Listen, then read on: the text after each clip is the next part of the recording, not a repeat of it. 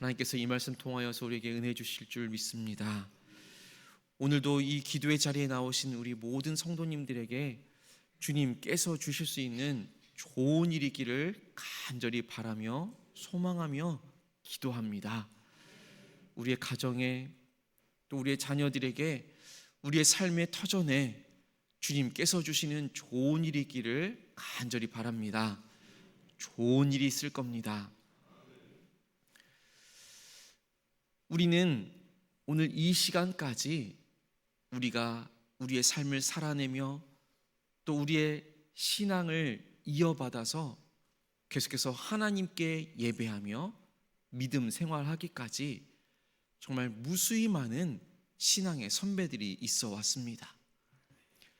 그 신앙의 선배들이 있어 왔기에 계속해서 꿈을 가지고 비전을 품으며 앞을 내다볼 수 있는 것입니다.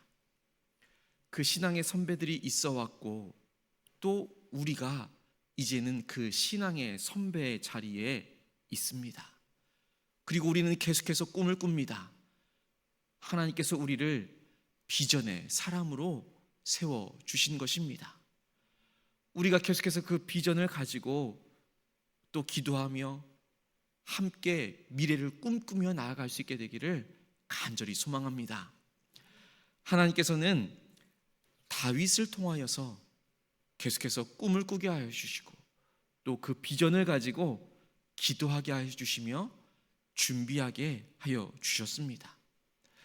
다윗이 비전을 품고 준비하고 또 기도하였던 것처럼 하나님께서는 다윗과 같은 또 다른 비전의 사람을 계속해서 찾고 계시며 또 우리를 그 비전의 자리에 세워주시는 줄로 믿습니다. 오늘 함께 읽은 역대상 22장의 말씀은 성전 건축을 향한 다윗의 마지막 준비의 모습입니다. 그리고 솔로몬을 향한 유언적인 당부가 그려져 있습니다. 다윗은 성전 건축을 향한 비전을 마음 가운데 품었지만 전쟁의 사람이었기에 하나님께서는 다윗 시대가 아닌 솔로몬 시대에 성전을 세우겠다 결정하십니다. 많은 피를 흘렸다라는 것은 수많은 갈등과 다툼이 있었다는 것을 말합니다. 전쟁의 시기, 다윗의 시기가 아닌 9절에 나와 있는 말씀처럼 모든 대적에게서 평온을 얻는 시기, 평안과 안일함이 있는 그 솔로몬의 시기를 하나님께서는 그 시기를 준비하고 계시고 세워가고 계신 것입니다. 하나님의 마음을 잘 알았던 다윗은 그 사실을 알고 포기하지 않습니다. 자포자기하지 않습니다. 하나님 마음에 합했던 다윗은 그 하나님의 뜻을 오히려 받들게 됩니다. 그리고 성전 건축을 위해서 그것에 필요한 모든 것들을 준비하게 됩니다.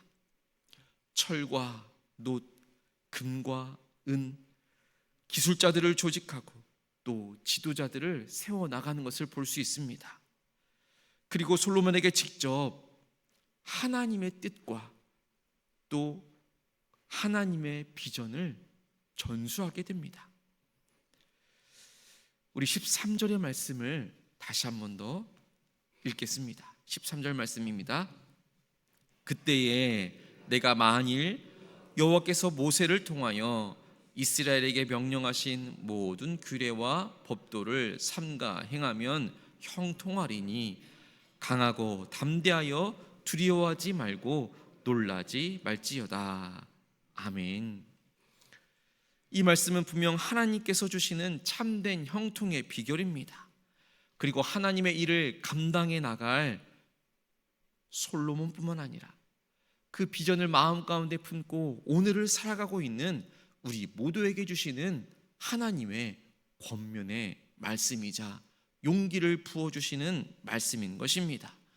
우리의 삶의 태도인 것이고 우리가 기도하며 나아갈 때마다 비전을 마음 가운데 품고 나아갈 때마다 우리에게 주시는 하나님의 용기의 말씀인 것입니다.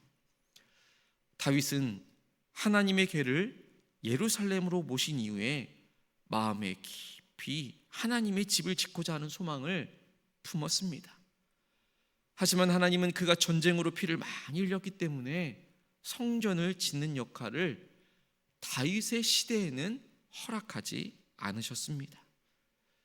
여기서 우리는 질문하게 됩니다. 왜 하나님께서는 다윗에게 아니라고 하셨을까? 그 이유는 정말 너무나도 단순하게 전쟁 때문은 아니었을 것입니다. 하나님의 일은 하나님의 방식대로 이루어져야 하기 때문입니다. 하나님은 다윗에게 준비의 사명을, 그리고 솔로몬에게는 건축의 사명을 주신 것입니다. 그 모든 과정 가운데에서 하나님께서는 다윗에게는 하나님의 방법대로, 또 솔로몬에게도 하나님의 방법대로 행할 것을 다시금 말씀해 주시는 것입니다.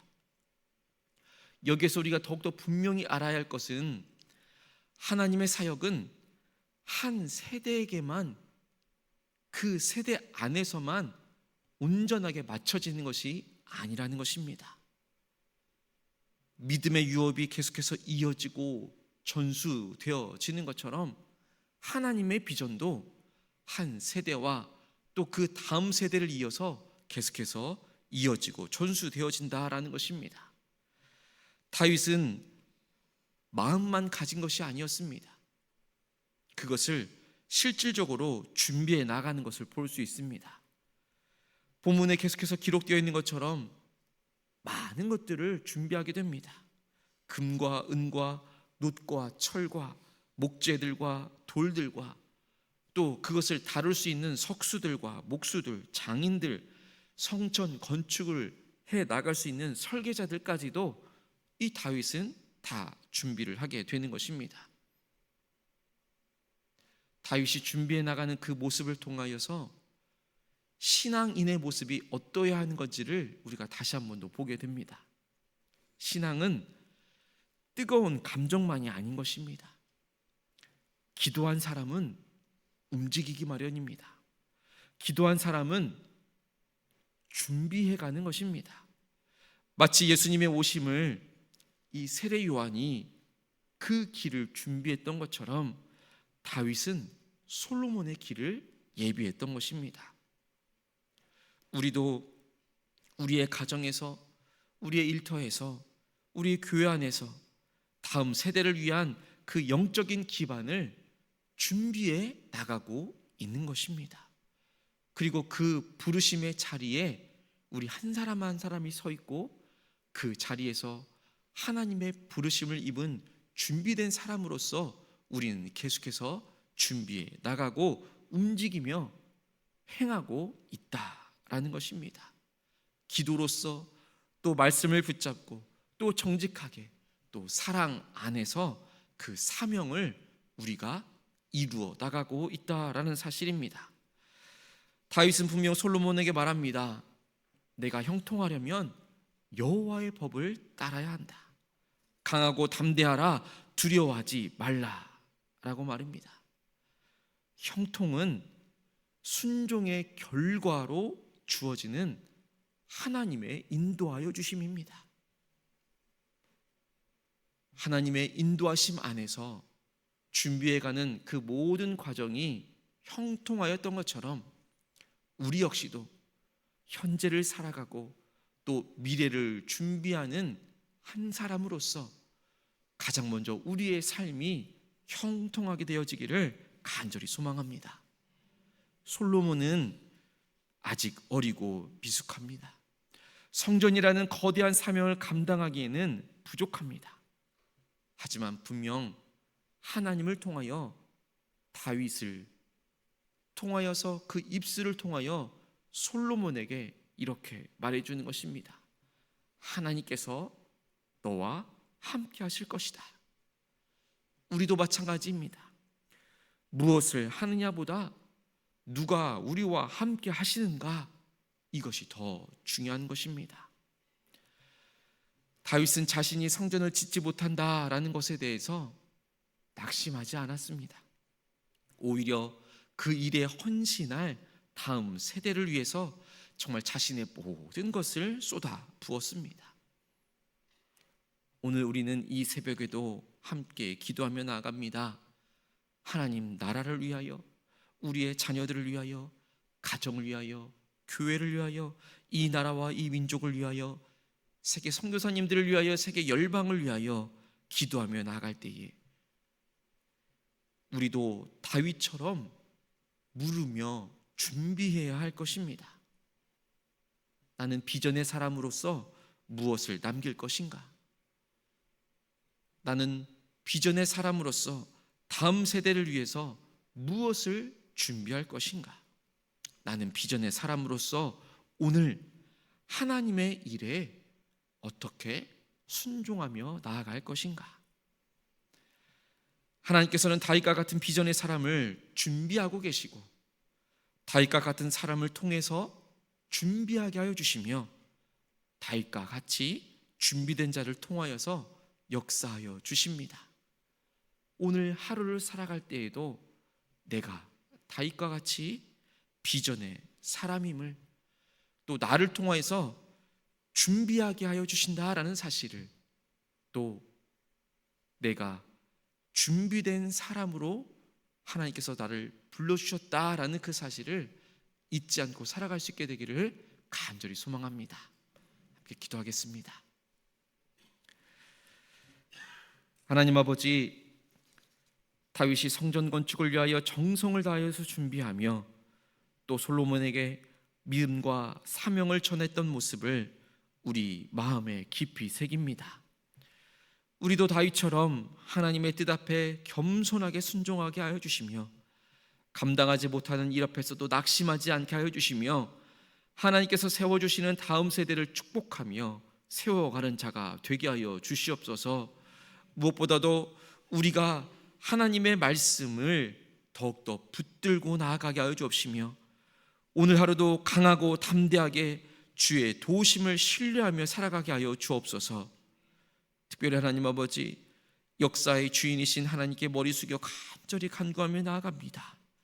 지금 이 시간에도 이스라엘과 이란을 중심으로 중동 이 땅에서 벌어지고 있는 이 전쟁의 소식을 접하며 우리 인간의 죄와 교만으로 인한 피 흘리는 현실 앞에 하나님 앞에 마음을 토로하게 됩니다.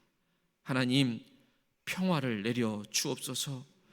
복수와 보복이 아닌 하나님의 공의와 자비가 흘러가게 하여 주시옵소서. 그 땅 가운데 또 인접한 국가 가운데 고통받고 있는 군인들, 또 어린이들, 또 노약자들, 또 가족을 잃고 절망 가운데 있는 수많은 사람들을, 삶의 터전을 잃고 방황하고 있는 사람들을 주님 기억하여 주시옵소서. 그들의 눈물을 닦아주시고 생명을 보호하여 주옵소서. 사망과 직무가 아닌 생명과 화해의 길로 인도하여 주시옵소서. 이 전쟁의 불씨가 세계로 번지지 않게 하여 주옵시고 각 나라의 지도자들이 그 긴장들을 완화하며 대화를 모색하게 하여 주옵소서. 인간의 정치적인 야망이 아닌 하나님의 뜻을 헤아릴 수 있는 지혜를 허락하여 주옵소서. 하나님이 대한민국 땅을 긍휼히 여겨 주옵소서. 전쟁의 여파로 세계 경제와 안보가 불안해질 때에 이 나라와 이 민족이 더욱더 하나님만을 의지하며 나아가게 하여 주옵시고 이 경제적인 어려움과 국제 어려움의 정세 가운데에서도 믿음으로 일어날 수 있는 믿음의 리더들을 더욱더 많이 세워 주시옵소서. 우리나라가 정치적인 중재자를 넘어서서 복음의 중보자, 평화의 사명자, 회복의 통로가 되게 하여 주시옵소서. 한국교회가 더욱더 세계 열방을 위하여 깨어 기도하게 하여 주옵시고 동족 상잔의 아픔을 겪었던 이 민족이 화해와 평화를 위한 축복의 통로가 되게 하여 주시옵소서. 하나님, 오늘 하루를 살아갈 때에도 하나님께서 우리에게 부어주시는 그 은혜의 말씀을 붙들고 나아가게 하여 주시옵소서. 준비된 자가 되게 하여 주옵시고 비전의 사람으로 하나님의 마음을 시원케 해드릴 수 있는 얼음 냉수와 같은 삶을 살아갈 수 있는 오늘 하루가 되게 하여 주시옵소서. 삶의 예배자로 서기를 원합니다. 삶의 일상의 선교사로 살아가기를 원합니다. 오늘도 주님께서 우리에게 용기와 담대함을, 분별력과 명철함을 허락하여 주옵소서. 예수 그리스도의 이름으로 간절히 기도하옵나이다. 아멘. 하늘에 계신